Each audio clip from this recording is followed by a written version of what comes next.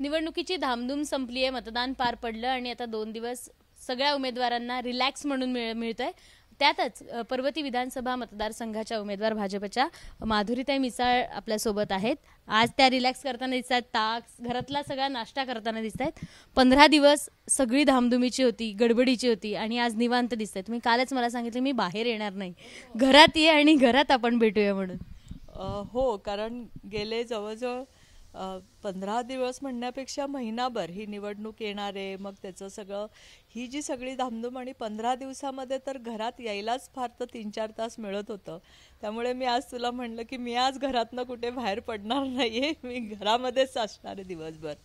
आज रिलॅक्स वाटतंय. म्हणजे थोडं काय काय प्लॅन आहे आज दिवसभराचा, रिलॅक्सेशनचा काय काय प्लॅन आहे? निवडणुकीचा प्लॅन नियोजन ते रोज असायचं? नाही, आज पूर्णपणे सगळ्या फॅमिलीबरोबर आज सगळे फॅमिली मेंबर पण आज एकत्र घरात भेटतील. म्हणजे आता दुपारचं जेवण आम्ही सगळे एका टेबलवर येऊन आज करू. ॲक्च्युली 15-20 दिवस कोणीच कोणाला भेटलेलं नाही आहे घरात सुद्धा, कारण प्रत्येकजण बाहेर होतं. आज फॅमिली टाईम पूर्ण वेळ. आता इतके वर्ष तुम्ही पर्वती विधानसभा मतदारसंघाचं प्रतिनिधित्व करत आहात आणि 8ही मतदारसंघात एक महिला उमेदवार म्हणून तुम्ही काम करतायत. आता असं होतं की अनेकदा महिला उमेदवार म्हटलं किंवा महिला म्हटलं की काही एक -+1 पॉईंट्स असतात. तुम्हाला असं काही जाणवलं एवढ्या 8 वर्षात? नाही, आता मी 3 टर्म आमदार आहे आणि आता पश्चिम महाराष्ट्रात जर तुम्ही बघितलं तर मी एकटी महिला आमदार आहे पूर्ण पश्चिम महाराष्ट्रामध्ये. पण आम्ही काही रिझर्वेशनमधनं नाही, काही नाही. त्यामुळं जे जे काम आपल्याला पुरुषांना करायला लागतं त्याचप्रमाणे आम्हाला महिलांना या क्षेत्रामध्ये काम करायला लागतं. फक्त एकच गोष्ट अशी असते की ज्यावेळेस महिलांना प्रत्येक गोष्ट ना काम करून प्रूव्ह करायला लागते. म्हणजे ज्यावेळेस पक्ष असेल किंवा कोणीही असेल की एखादा पुरुष उमेदवार असेल तर नाही, अरे तो करेलच अशी एक भावना असते. पण महिलेला ते प्रूव्ह करायला लागतं की नाही, मी पण तेवढं स्ट्रॉंग आहे, या आय कॅन डू इट. तर एवढाच फरक आहे, बाकी काही तसं जाणवत नाही. पश्चिम महाराष्ट्रात एकटा महिला, तुमच्या विरोधात पण महिलाच उमेदवार होत्या आणि त्यांनी विजयाचे बॅनर्स वगैरे लावलेत कालच. नाही, आता प्रत्येकाची मानसिकता असते त्याप्रमाणे ते वागतात. पण मी तर म्हणेल की रिझल्ट येईपर्यंत, कधीही निकाल येईपर्यंत मी कुठलाही याच्या संबंधाचं भाष्य करत नाही. त्यामुळे निकाल येईल त्यावेळेस सगळ्यांना कळेल. हो, पण आता विश्वास, कितपत विश्वास आहे तुम्हाला निकाल येण्याचा किंवा आपल्या बाजूने निकाल येण्याचा? मला माझ्या मतदारांवर 100% विश्वास आहे. मी पहिल्यापासनं जर तुम्ही माझं बघितलं असेल, मी तुम्हाला सांगितलं की 100% मला माझ्या मतदारांवर विश्वास आहे आणि मी केलेल्या कामावर विश्वास आहे. भारतीय जनता पार्टी म्हणून पक्ष म्हणून जे असतो त्याच्यावर विश्वास आहे. माझे कार्यकर्ते, नगरसेवक, पदाधिकारी ज्या पद्धतीने कष्ट करतात त्यांच्यावर विश्वास आहे आणि त्यामुळं विजय माझाच आहे, पक्का आहे. आता महिला म्हणून महिलांचे अनेक प्रॉब्लेम्स आहेत पुण्यात. म्हणजे रेप केसेस वाढल्या आहेत, गुन्हेगारी वाढतीये. एक महिला म्हणून पुणे शहरात किंवा पर्वती विधानसभा मतदार काय एक बदल घडवून आणण्याचा प्रयत्न? नाही, एक महिला म्हणून पण असं नाही मी म्हणणार. मी म्हणेन की एक माणूस म्हणून जेव्हा कुठलाही गुन्हा घडतो त्यावेळेस त्याच वृत्तीने बघितलं पाहिजे. पुणे शहरामध्ये ज्यावेळेस आपण बघतो की आता खूप सारं IT इंडस्ट्रीज, एज्युकेशन हब झालं आहे पुणे सगळं मिळून, आणि ज्या गोष्टी आत्ता निदर्शनास आणल्या त्याची दुसरी बाजू पण अशी आहे की पूर्वी ह्या गोष्टी होत असताना गुन्हे दाखल करून देत नव्हते आणि त्यामुळं की आपला जो क्राईम रेट आहे तो लो दिसावा म्हणून गुन्हे दाखल करून देत नव्हते.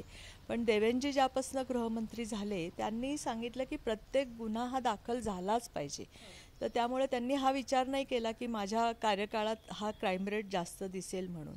आणि त्यामुळे गुन्हा दाखल होतोय याचाच अर्थ की त्याचा तपास, पोलीस दखल घेतली जाते, गुन्हेगार पकडले जातात. जेव्हा तुम्ही आता सगळ्या ह्या केसेसमध्ये बघितलं तर प्रत्येक वेळेस गुन्हेगार पकडले गेलेले आहेत.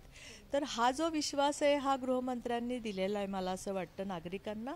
आणि पुढच्या काळामध्ये मी पण ज्या वेळेस सर्वे केला, जसं आता हा क्राईम रेट पण आहे, लेडीजचा सर्वे केला की त्यांची काय डिमांड होती माझ्या ह्याच्यामध्ये, तर तुम्हाला आश्चर्य वाटेल की त्यांची डिमांड होती की आम्हाला क्लीन आणि हे टॉयलेट्सची डिमांड जी मोठ्या प्रमाणात होती त्याची घोषणा पण मी आधीच केली की हायजीन, आम्हाला स्वच्छ टॉयलेट्स पाहिजे जागोजागी.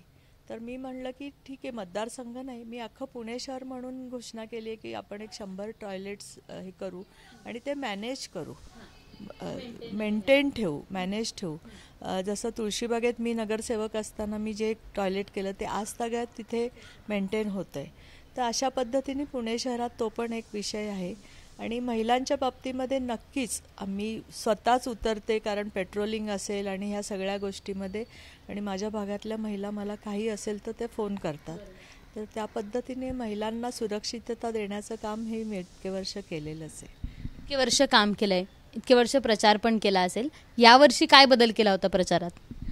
बदल असा नसतो ॲक्च्युली. प्रचार काय असतो की ह्यावेळेस जसा तुम्ही म्हणला तसं सोशल मीडियाचा खूप मोठ्या प्रमाणात वापर हा 5 वर्षात असेल आणि इलेक्शनच्या काळात खूप होता, कारण लोकांपर्यंत लवकर फास्ट पोचण्याचं एक साधन होतं. म्हणजे इवन अहवालसुद्धा आम्ही जेव्हा घरोघरी वाटतो तर अहवाल आम्ही तेवढ्या काळामध्ये फास्ट पोचवू शकलो लोकांपर्यंत, आमची कामं पोचवू शकलो आमचे छोटे छोटे व्हिडिओच्या माध्यमातून, आणि त्याच्यात फास्ट लोकांच्याही प्रतिक्रिया येतात. त्यामुळं हे सोशल मीडियामुळे खूप साऱ्या गोष्टी आम्हाला सोप्याही गेल्या. पण तरीसुद्धा किती तुम्ही सोशल मीडिया म्हणा किंवा काय म्हणा, लोकांना कनेक्ट लागतो. म्हणजे तुम्ही जर बघितलं असेल की लोक पहिले म्हणतात की नाही तुम्ही काम तर केलं आहे पण तुम्ही आम्हाला भेटले, तुम्ही आम्हाला, तर त्याला जास्त ॲप्रिसिएशन मिळतं असं मला वाटतं. भाजपवर आरोप करण्यात आले, पैसे वाटपाचा आरोप करण्यात आला होता. त्याच्यानंतर विनोद तावडे देखील सापडले पैसे वाटपताना, त्यांच्यावर देखील आरोप करण्यात आला होता.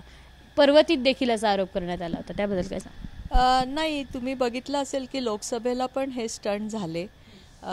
त्या दिवशी पण जो काही व्हिडिओ व्हायरल मी बघितला झालेला, त्याच्यामध्ये तुम्ही बघाल की किती त्याच्यातल्या फेक गोष्टी आहेत. म्हणजे कोण माणूस पळून गेला, काय गेला, वॉटेवर, काही पैसे तुम्हाला त्या व्हिडिओत कुठं दिसले नाही आहेत. आणि हे स्टंट करून तुमचं डायव्हर्शन करणं वगैरे ह्या सगळ्या गोष्टी विरोधक करतात, कारण त्यांना ज्यावेळेस हातातनं निवडणूक जाते हे कळतं, त्यावेळेस असं स्टंट करून आपण काय फायदा करून घेऊ शकतो का, अशी त्यांची भावना असते. त्या दृष्टीने त्यांनी ते केलेले असेल. विरोधकांनी त्यांचं काम केलंय, तुम्ही तुमचं काम केलंय. आता निकालाच्या दिवशी गुलाल तुमचाच असं वाटतं? ऑफकोर्स 100% असं वाटतं विजयाचा, कारण ज्या पद्धतीने मतदार माझ्याशी कनेक्ट होते आणि ज्या पद्धतीने त्यांनी मतदान केलं आहे, त्यांचा चेहऱ्यावरनं मी ओळखू शकले बाहेर येताना की मतदार कुणाला मतं करतोय. तर मला असं वाटतं की माझा विजय पक्का आहे. आज तर मी रिलॅक्स होती आहे. निवडणुकीच्या निकालाची धाकधूक जरी असली तरी माझा विजय पक्का आहे, असं मत माधुरीताई मिसाळ यांनी व्यक्त केलंय. कॅमेरामन राजेश बिडकरसह शिवानी पांढरे, एबीपी माझा, पुणे. एबीपी माझा, उघडा डोळे बघा नीट.